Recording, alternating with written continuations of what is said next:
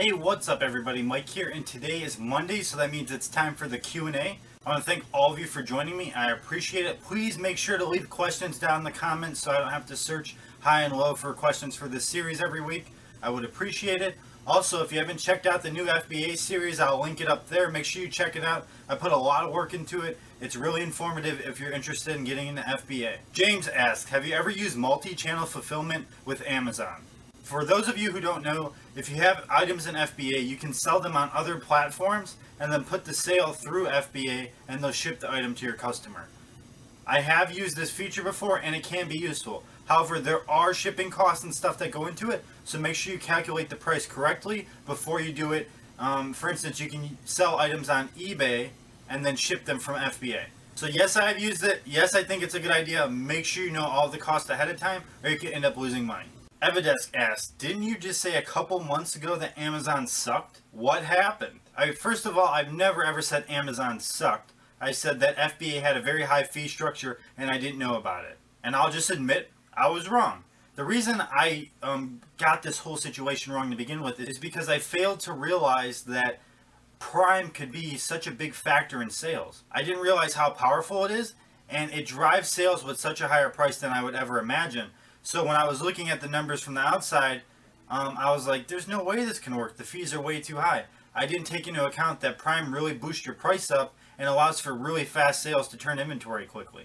So yes, I was wrong. Yes, I said that it wasn't a good idea a couple months ago. I changed my mind. Like anyone, I make mistakes. And I base all of my future decisions off education I received from making mistakes, doing research, and situations like this. Gene asks, what are your thoughts on signature confirmation? Hey Gene, I'm not sure what you mean about my thoughts. I think you don't need signature confirmation unless you're dealing with a risky buyer or you have a high ticket item. Otherwise, as long as it says delivered, you're not going to have issues. So tracking will do you just fine.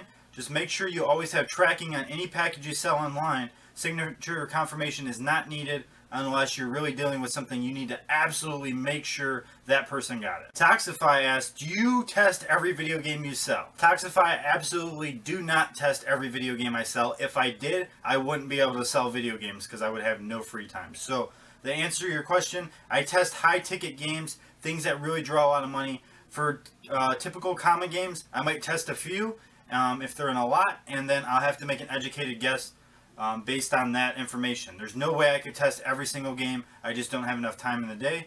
Oftentimes I just won't put something as tested, or I'll put that it seems like it's in good condition. John asks, I have an issue with the Fast and Free logo showing up on my eBay listings. Have you had this issue as well? Hey John, to be honest, I have not had this issue, but now that I think of it, I haven't really seen it on my listings lately either, so maybe I just didn't notice. eBay's had a lot of technical issues in the past few months. Honestly, it's getting very frustrating. They need to work on their back end to make sure things are consistent.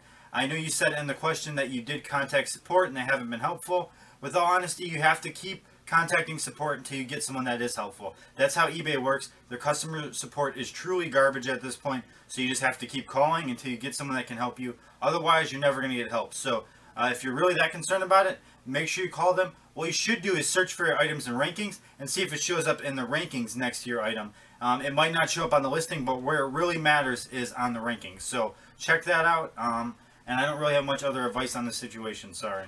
Alright everyone, I just pulled some questions I could find.